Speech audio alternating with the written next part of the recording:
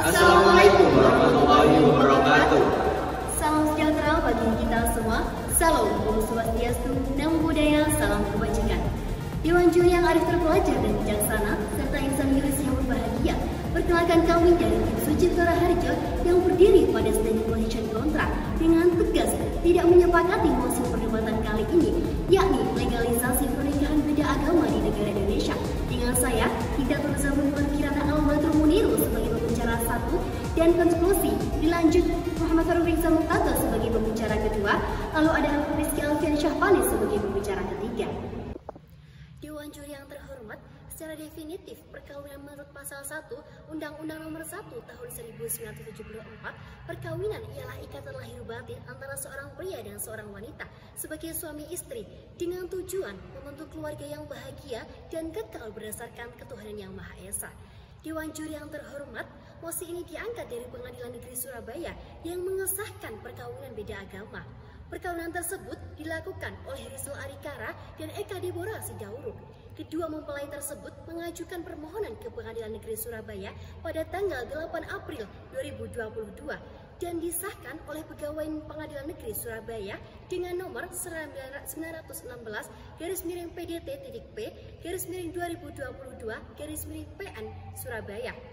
Dewan Juri yang terhormat, poin ketidaksepakatan kami pada mosi perdebatan kali ini yakni yang pertama, bahwasannya dalam 6 agama pun Dewan Juri yang terhormat melarang adanya pernikahan beda agama. Di dalam Islam terdapat dalam surat Al-Baqarah ayat 221, di dalam kitab Injil Korintus 6 ayat 14, dan menurut Wahhasan secara Hindu, pernikahan beda agama tidak bisa disahkan sehingga bila dilakukan dianggap tidak sah dan selamanya dianggap zina. Dalam agama Konghucu melarang pernikahan antara pasangan yang berbeda keyakinan.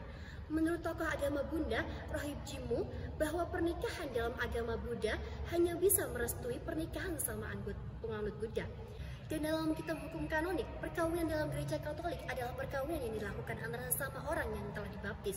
Dewan Juri yang terhormat, poin ketidaksepakatan kami yang kedua, bahwasannya pernikahan beda agama akan mengganggu sosial masyarakat yang dimana belum pernah adanya pernikahan beda agama di Indonesia. Dewan Juri yang terhormat, Dewan Juri yang terhormat, berdasarkan fakta-fakta teoritis dan yuridis yang telah saya sampaikan, dapat diambil kesimpulan bahwasannya seluruh agama yang ada di Indonesia melarang adanya pernikahan beda agama. Dewan Juri yang terhormat, kondisi dan sosiolog masyarakat pun tidak bisa menerima adanya pernikahan beda agama. Jadi, sekali lagi saya tegaskan bahwa kami dari tim Sucipto Raharjo tidak mendukung mosi kali ini dengan dasar argumentasi yang telah kami kemukakan sebelumnya. Untuk selanjutnya akan dilanjutkan oleh pembicara kedua dan pembicara ketiga dari tim kami. Sekian dan terima kasih. Assalamualaikum warahmatullahi wabarakatuh. Dewan Juri yang arif dan bijaksana, serta para insan yuridis yang berbahagia, izinkanlah saya Muhammad Faruk Rizal Muqtato selaku pembicara kedua untuk melanjutkan bangunan argumentasi yang telah dielaborasikan oleh pembicara pertama kami. Dewan Juri yang terhormat, kami dengan tegas menolak legalitas pernikahan beda agama di Indonesia.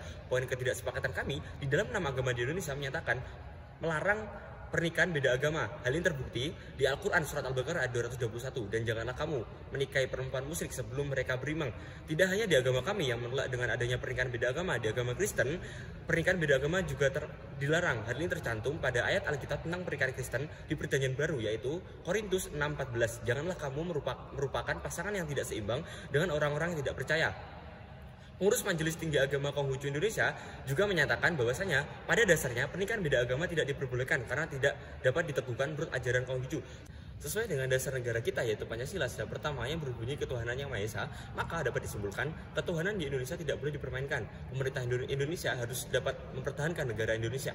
Pancasila yang merupakan norma dasar negara Indonesia, karena bagaimana jadinya jika Pancasila dikhianati, mengingat kini sudah banyak undang-undang yang bertentangan dengan konstitusi dan banyaknya uji materi yang telah dimohonkan atas dasar hak konstitusi yang dapat menjadikan sebuah malapetaka bagi hukum di Indonesia. Solusi yang dapat kami tawarkan adalah sudah seharusnya pernikahan beda agama di Indonesia diilegalkan dengan merevisi Undang-Undang Nomor 16 Tahun 2019, karena pernikahan beda agama sudah bertentangan dengan beberapa agama dan juga Pancasila, karena ada banyak sekali problematika yang terjadi apabila pernikahan beda agama dilakukan.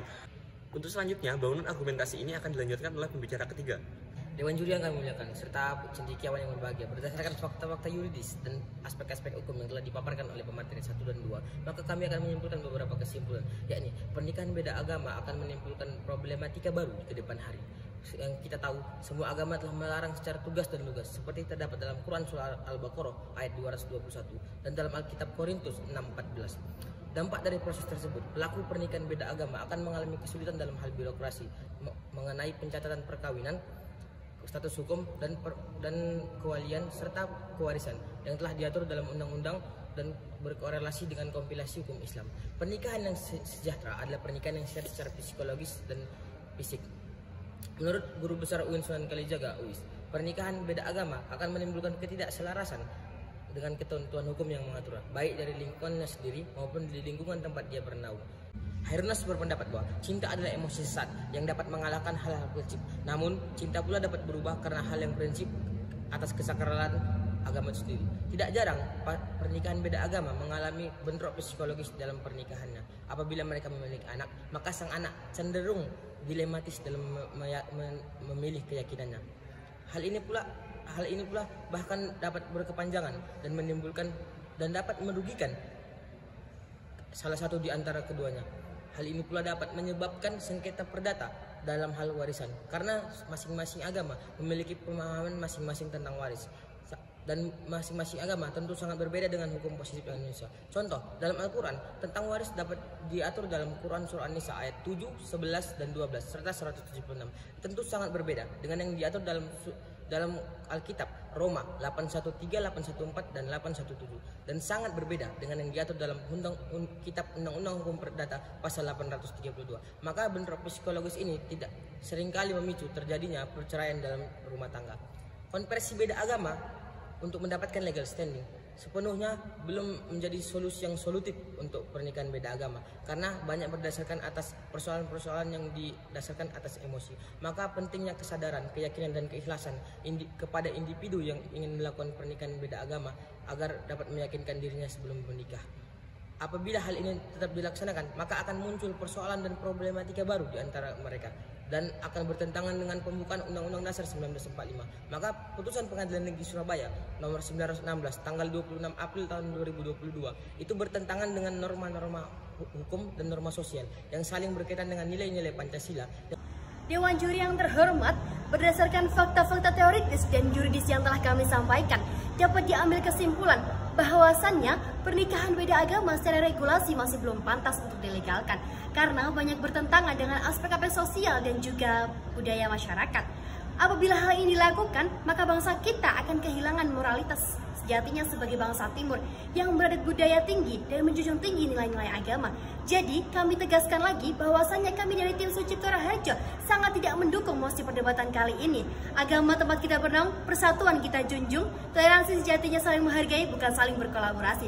Sekian dan terima kasih. Wassalamualaikum warahmatullahi wabarakatuh.